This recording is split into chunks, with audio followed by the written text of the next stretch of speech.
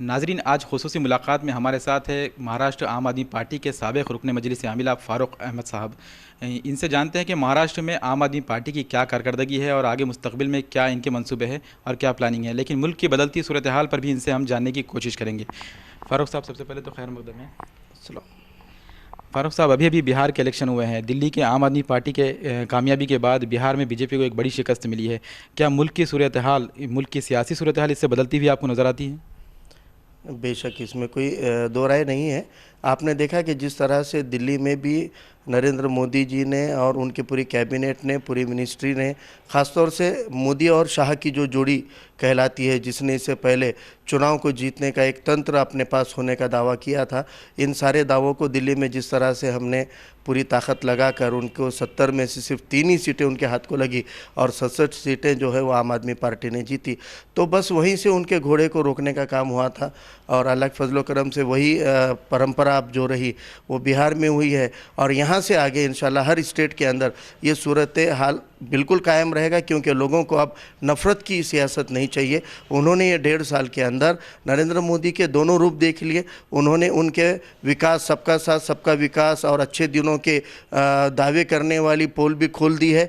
और उनके जो बगल बच्चे कहलाते हैं, उनके जो ये नफ़रत की सियासत फैलाने के जो काम मुसलसल मुल्क में चल रहे हैं, ये भी आवाम ने देख लिया है। इसलिए अब आवाम कभी उनके अब इसकी शिकार नहीं होगी इंशाल्लाह। बिहार इलेक्शन के बाद बीजेपी की हुकूमत महाराष्ट्र में भी है, तो यहाँ पे भी इख्तलाफात चल रहे हैं शिवसेना के साथ, उसकी मखलूत हुकूमत के साथ। तो क्या आपको लगता है कि बिहार इलेक्शन के असरात यहाँ पर भी नज़र आ सकते हैं? क्या इम्कानी इंतखाबात यहाँ हो सकते हैं? देखिए, शिवसेना की इस वक्त जो चाल चल रही है वो शिवसेना और शरद पवार की राष्ट्रवादी कांग्रेस, ये दोनों ने भी एक चालाक लोमड़ी के जैसी सियासी चाल चलना शुरू किया है।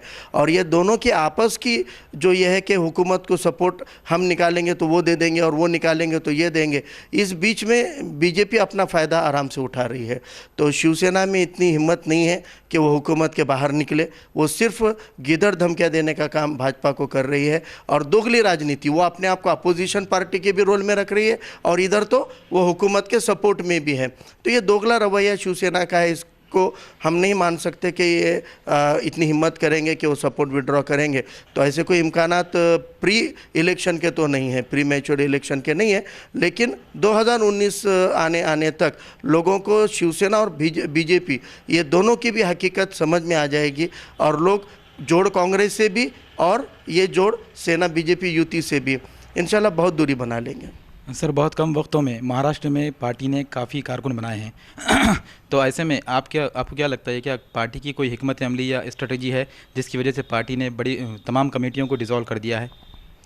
देखिए, अभी हमारी पार्टी को 3 साल ही हुए हैं और एक अच्छा नेतृत्व, एक अच्छी लीडरशिप पूरे स्टेट में खड़ी करनी है तो पार्टी को डिसॉल्व करना और फिर से उसको ऑर्गेनाइज करना, ये प्रोसीजर तो चलती रहने वाली है। और अभी ख़ास तौर से आम आदमी पार्टी ने दिल्ली जीत के बाद में जिस तरीके से आज हम पंजाब में, हरियाणा में, उत्तर प्रदेश में, मध्य प्रदेश और गुजरात में काम कर रहे हैं, उसी तरह महाराष्ट्र में आप देख रहे हैं मुसलसल 10 महीने से मिशन विस्तार नाम ही रखा है हमने। कारकुन जोड़ना और कमेटीज़ बनाना, जिम्मेदारियाँ तय करना और ग्राउंड लेवल तक, असेंबली लेवल तक, गांव लेवल तक पार्टी का विस्तार करना, यही मिशन लेकर ये पूरी प्रोसीजर चल रही है। और अभी हम मिशन विस्तार के ही फेज़ में, अभी महाराष्ट्र को नेशनल टीम ने 6 रीजन है हमारे मराठवाड़ा के जैसे, पूरे 6 रीजन को 6 प्रभारी दिए हैं और उनके साथ 5-5 लोगों की टीम दी है और उनका काम भी शुरू हो चुका है। मराठवाड़ा के लिए काफ़ी सीनियर और ऑर्गेनाइजेशन बिल्डिंग के अंदर अच्छा तजुर्बा रखने वाले जनाब डॉक्टर इशरत जमील साहब और उनकी टीम है,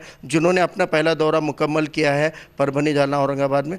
तो ये सब पार्टी का जो एक्टिविटी चल रही है 2019 के लोकसभा और विधानसभा चुनाव को नज़रों में रखकर ही है।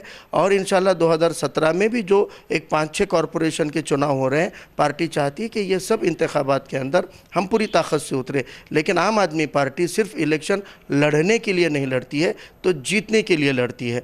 और वो जीतने के लिए जो क्राइटेरिया होते हैं, वो क्राइटेरिया को फुलफ़िल करने के लिए, उनको मुकम्मल करने के लिए ही ये मिशन विस्तार के तहत नेशनल टीम और स्टेट लीडरशिप दोनों मिलकर पूरी कोशिश कर रहे हैं।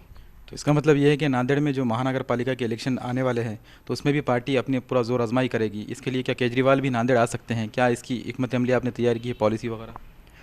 बेशक केजरीवाल जी क्यों नहीं आएंगे। हमको अगर यहाँ पे जब भी लगेगा कि कोई ऐसा इशू है जिसको नेशनल लीडर हमारे जो अरविंद केजरीवाल जी है उन्होंने ही यहाँ पे आना चाहिए और हम दावत देंगे तो बेशक बिल्कुल आएंगे। और उस लिहाज से आपने देखा कि नांदेड़ में भी हम पब्लिक अवेयरनेस का जो काम है, लोगों को बेदार करने का काम हम कर रहे हैं कि जिस तरीके की सियासत नांदेड़ में आप देखते हैं कि अशोक चौहान की जो यहाँ पर एक हाथी सियासत और उनके वालिद साहब शंकरराव चौहान की सियासत, ये एक फैमिली की सियासत है जो पूरे नांदेड़ ज़िले पे पिछले 30-40 सालों से राज कर रही है। तो ये नहीं, ये जमहूरियत नहीं है और ये गलत तरीके की जमहूरियत का दिखावा करके एक फैमिली जो राज करती है। आज भी देखिए अशोक चौहान साहब खासदार है, उनके जो बेगम हैं वो आमदार हैं भोकर से, उनके जो सोसाइटी में सेक्रेटरी थे वो डीपी सावंत साहब हों या अमर राजूरकर जो उनके पीए के तौर पे जाने जाते थे, एक दौर में एक गली के कार्यकर्ता थे उनके, वो दोनों को उन्होंने एमएलए और एमएलसी बना दिया। तो ये साहब बीबी और गुलाम वाला जो एक फार्मूला अशोक चौहान ने चलाया है, ये आवाम को एक विकल्प नहीं होने से आवाम बर्दाश्त कर रही है। और यहाँ पर शिवसेना, बीजेपी, ये सब इनके इशारों पे चलते हैं। ये बात आपको कई इंटरव्यूज़ हम ऐसे आपको दे सकते हैं जिसके अंदर जो आज मौजूदा एमएलए हैं हेमंत पाटिल साहब का इंटरव्यू मेरे पास में है कि जिसमें उन्होंने खुद कहा है कि अपोजिशन को वो या तो उनके मर्ज़ी से काम कराते हैं या सख्ती से काम कराते हैं। तो ये सब किस बात का इशारा करते हैं? शिवसेना के कॉरपोरेटर के कई पेपर कटिंग्स हम आपको देते हैं जिसमें उन्होंने कहा कि शिवसेना कांग्रेस से मैनेज हो गई है। तो ये मैनेज होने की ये जो बातें वही पार्टी के लोग कर रहे हैं, इससे साफ होता है कि नांदेड़ ज़िले में अशोक चौहान की एक हाथी हुकूमत की लोग अब उससे तंग आ चुके हैं, बेजार हो चुके हैं। अब लोग इन पे भी और अपने आप को मौजूदा जो अपोजिशन कहते हैं उन पे भी भरोसा नहीं करेंगे। तो जैसे 6 कॉरपोरेशन